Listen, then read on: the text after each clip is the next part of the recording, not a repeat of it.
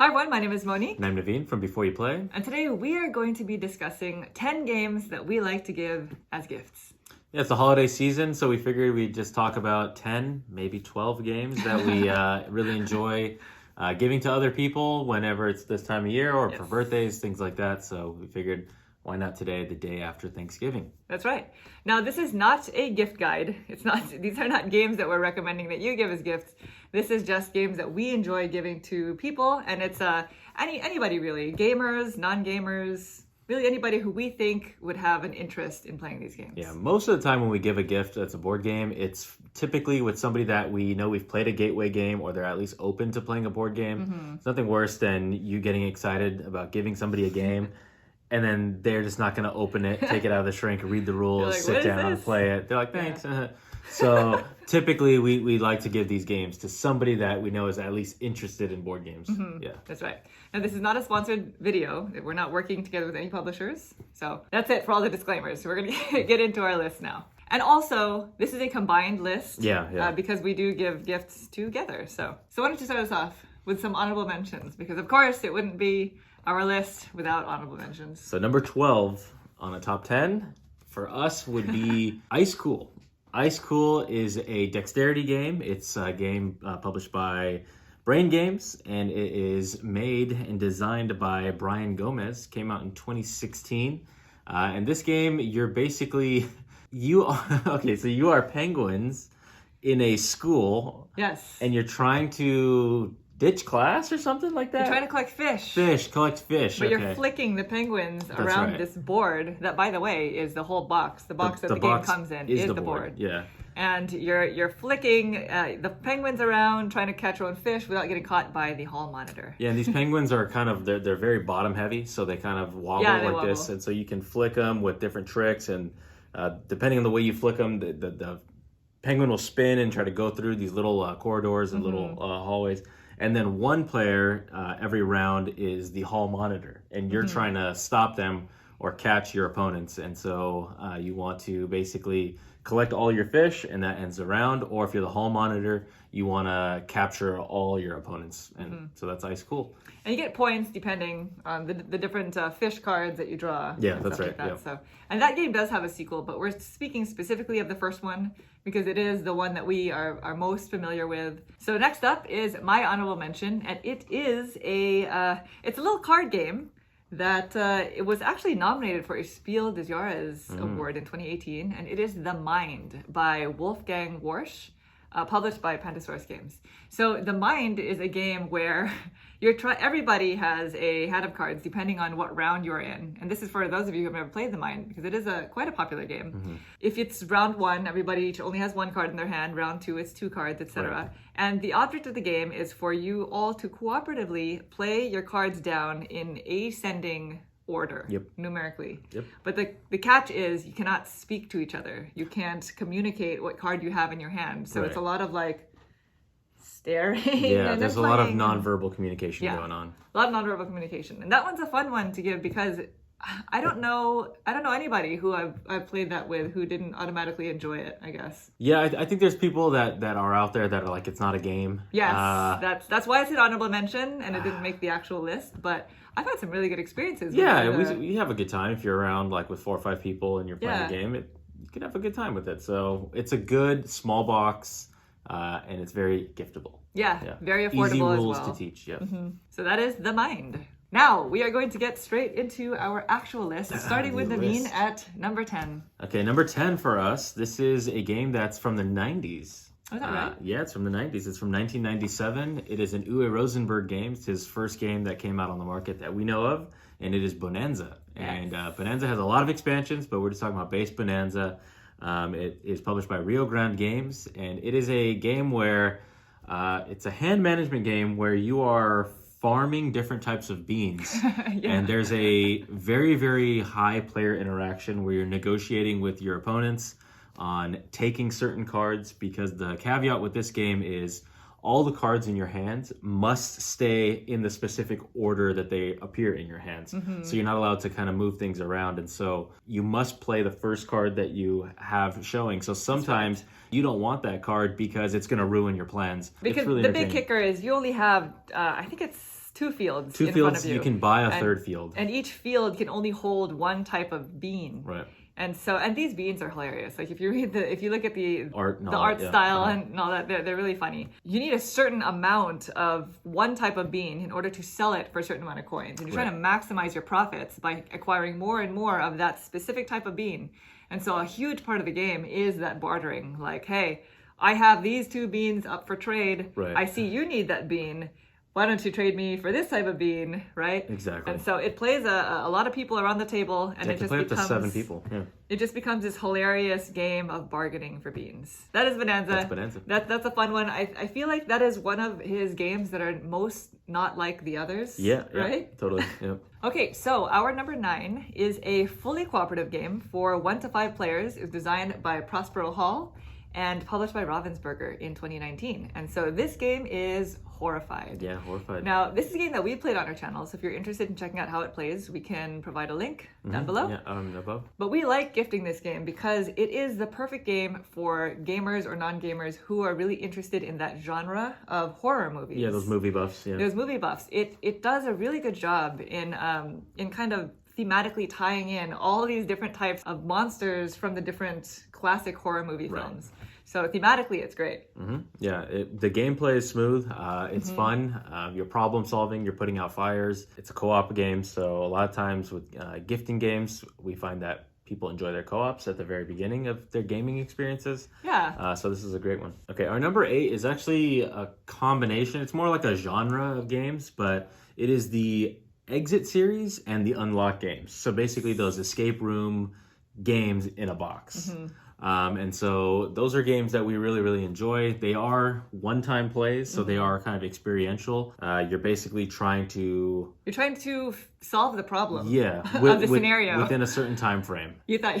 Yeah. Sorry. I was like trying to figure out how to say, you're trying to do it. Yeah. Yeah, basically. Yeah. So each exit or unlock has its own like story. And between the two, we personally play the Unlock series more just because we enjoy that those types of puzzles a little bit more. It's like a deck of cards, and you're just using these cards to solve whatever the scenario is asking you to solve. So and we like gifting those because not only are they affordable, they're such a fun experience in a box, but they also have varying levels of difficulty. Right. So you can kind of match that with whoever you're giving whoever's the receiving game to. it. And that is Unlock and Exit. So it's that whole genre. All right, we are moving along here. Our number 7 is it's a game that's for 2 to 4 players, designed by Bruno Cathala and published by Blue Orange Games. I wonder what game that is, right? Yeah, what is that? It is King Domino. So King Domino is a fun one for us. We actually discovered the King Domino one day at a convention. We just kind of like pulled it out of the library and read the rules. I taught it to whoever we were sitting with, and everybody was like, this is a neat game. And it's perfect because it's so easy to teach. It comes in a small box. It's also very affordable. And it also is a part of a series of games. There's King Domino, there's Queen Domino, there's the Giants expansion. So you can kind of mix and match depending on the level of gamer or what their needs are. Queen Domino tends to be a little bit more gamery, meaning there's a little bit more to it in terms of the rules. It's definitely more complicated than base King Domino, but King Domino is just so easy to get in and out of. I think we actually prefer the original. I think so, yeah, because of what you're doing. You're just, you're playing these dominoes into your kingdom, and it's very simple, straightforward. And if you haven't played King Domino before, it's basically you're taking domino style tiles, and each side of the domino is a different type of terrain usually. And you're trying to build up your own kingdom. I think it's 5x5? 5x5 ideally, yeah. A 5x5 kingdom, depending on how many players you're playing with. And you score depending on how many crowns are in the different type of terrain types. Right. Versus and it becomes how a many multiplier. tiles. Yeah, it becomes a multiplier. So it's a really interesting drafting mechanic. And like we were mentioning, it's really, really easy to get in and out of. Yeah, I would say with a lot of these games too, when you're gifting a game, especially to people who don't really have a collection, it's nice to have games that have a lot of game in a small box. Yeah. Because shelf space, I mean, for gamers, it's a problem. For somebody who's not even a gamer, it's like, where do I keep this stuff? Right. So So that is King Domino. Okay, number 6. This is a game that I really enjoy. A lot of gamers, whenever I mention this game, they don't really care for it. But I mean, I have a really good time with it. It is a game that you can pick up at Target. It's in big box stores. It is called Monikers. Oh, yeah. Yeah, Monikers is, I guess it's a commercialized game. What was it? Celebrity. Celebrity, Some people yeah. know it as Celebrity. There are like several titles for this type of game that people will typically make up their own words for. Right. But they've commercialized it, I suppose. Yeah, And they've exactly. made their own cards and they're selling it as Monikers. Yeah, so it's a party game in which you're playing with anywhere from 4 to technically up to 16 people. I don't know if I'd want to play that high. And basically it's a game where you are separated into 2 different teams. There's a deck of cards with words or different things from pop culture. And you're basically, on your turn, you're trying to get your teammates to guess what is on that card. There are 3 different rounds. In the first round, it is kind of like Taboo, where you're trying to describe the word or the phrase without giving it away. The second one is, in the second round, the same cards are used, and you're just giving a 1-word clue. And then in the third round, it's charades. Yeah. And so if you're playing with the right group, people who like to have a good time and are a little bit looser, it's a really, really fun game because everybody gets kind of into it. Yeah, it's really fun. And the big kicker, if it wasn't emphasized, is that you're playing with the same deck for all 3 rounds. Right. And the round ends once all of the cards in that deck have been completely guessed. And Yeah. it's not the entire deck that comes in the box. It's like, depending on the player count, you're playing with like maybe 40 cards. And so even if people are not familiar with these different like internet memes or any references to pop culture or politics, then at least by the end of that first round, everybody will have heard every Right. single card. Right. So you can kind of use like little inside jokes that you just heard from the previous round in order to guide you for the second round, where you're just giving 1-word clues. It becomes really, really funny. Yeah. And if you play more than one game of it back to back, then you start forgetting. Yeah, you totally. start thinking like, wait, was that card in this game or was it in the previous game? Yeah, it's definitely a party game, and it's always so much fun. Like laughs all around. So that is our number 6. That is Monikers. All right. Our number 5 is a 2-player only game. It might be the only 2-player only game on our list. Yes, it is. And so this is a game that came out in 2009. It's designed by Sebastian Pochon and published by Space Cowboys, and it is called Jaipur. So this is a game that I think we forgot to add to our top 10 fillers list that we did with Rado going through. But it is a great one. This is one that we really, really enjoy playing. And basically in this game, we are selling. What are we doing? I don't know. We're like merchant traders, We're merchant gem traders, Yes. precious metals. I don't know. It's primarily a card game. And the way that you're trading with the market, you're taking camels. Camels are used to mass exchange cards with the market in the future, but they also can be used to score points at the end of the round if you have the most number of camels. And there are specific cards, obviously, that are worth more than others that'll get you points. And the way that the point tiles stack is interesting. So I know that doesn't tell you at all how to play the game, but it's a really fun one. And it's one that we like to give to people who like to play 2-player. Yeah. We've gifted it to Naveen's parents in the past. My dad. Yeah, my mom It and dad. is unclear as to whether or not they've actually played it. They said they played it. I don't know if they played it right. I'm thinking they probably didn't play it right. But anyway, that's a really fun one to gift. And there is a new edition that came out recently that I think has just like new artwork maybe. Yeah, I'm not too sure about it. I got to look into it. And that is our number 5. And you? Number 4. Number 4. Okay, this is one that has many, many different reiterations of it, or expansions, or add-ons. It is another game that you can definitely find in a big box store like Target or Walmart, or your friendly local game store. Yes. It is Disney Villainous. This is by Ravensburger Games, designed by Prospero Hall, which is, of course, a team of people that come together and design these games. It is primarily an asymmetric game where you, as a villain from the Disney catalog, have your own kind of goals as to how you're going to win the game. So it's not a completely asymmetric game because the method in which you play the game is still the same for everyone. In terms of everybody has this board, you're moving your villain mover around the board, taking these actions that are symbolized by different icons on the different locations. And so you're doing very much so the same types of actions. It's just the different cards that you have in your hand and the ways in which you win are very asymmetric. Right.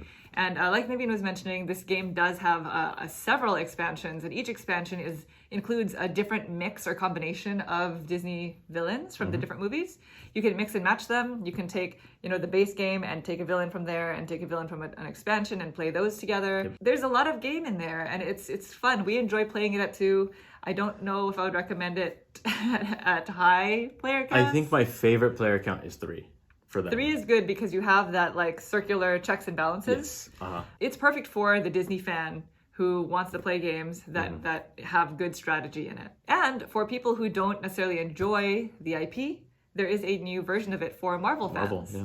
So lots to kind of explore for everyone. I will say though, the Marvel one you cannot mix and match with the Disney one. No, you can't. They are separate. Yeah, the mechanics are a little bit different. Yeah, and that is Disney's Villainous. So our number 3 is another cooperative game, and this is a game by CGE, published by CGE, for 2 to 6 players, designed by Andras Skopi in 2019, and it is called Letter Jam. Letter Jam. So Letter Jam has to be my favorite word game.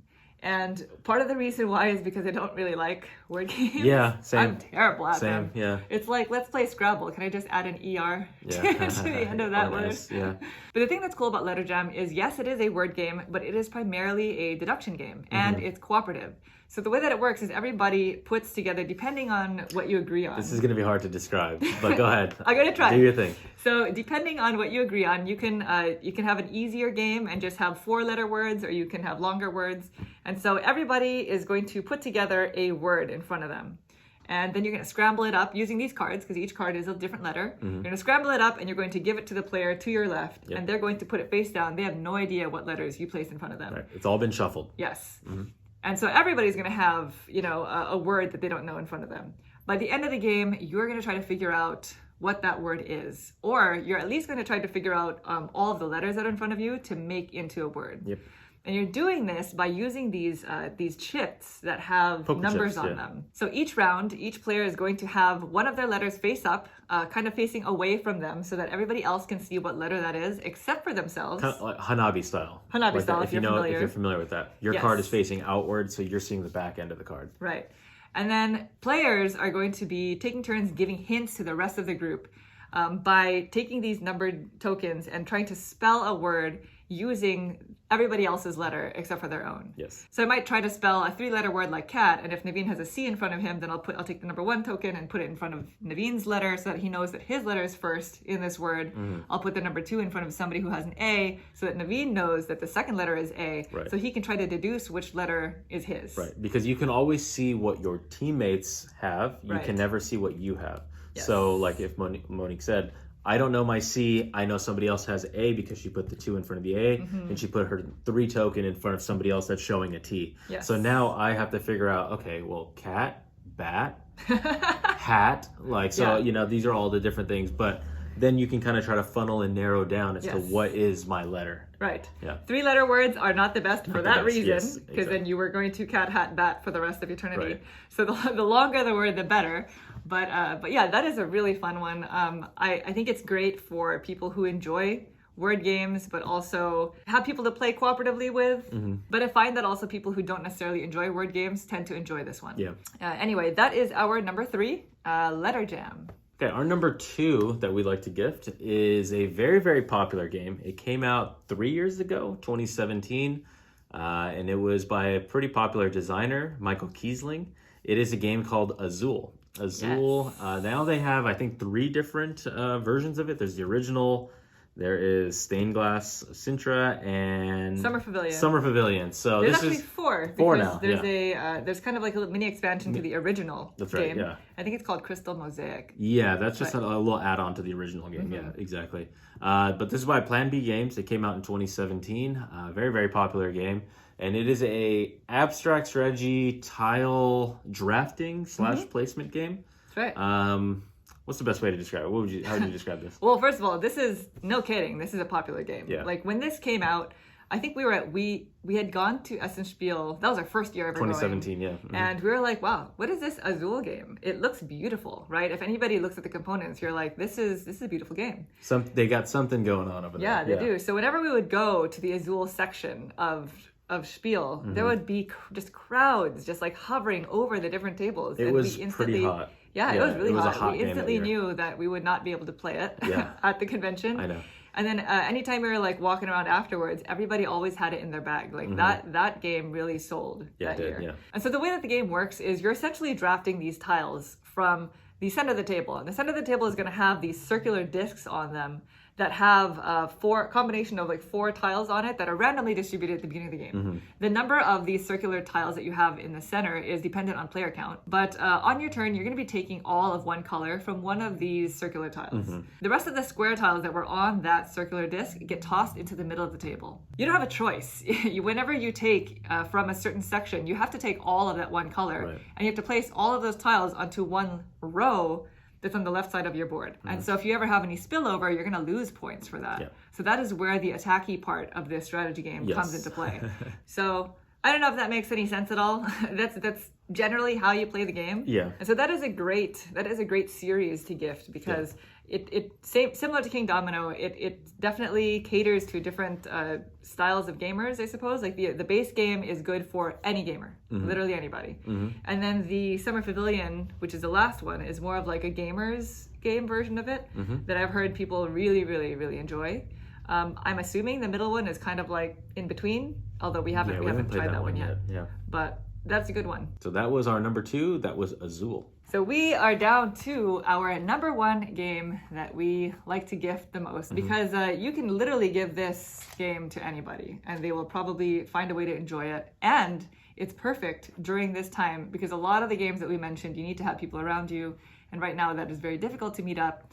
And so this is a fully cooperative game for 3 to 7 players. It's published by Repos Productions and designed by Ludwig Rodi and Bruno Sauter, in 2018.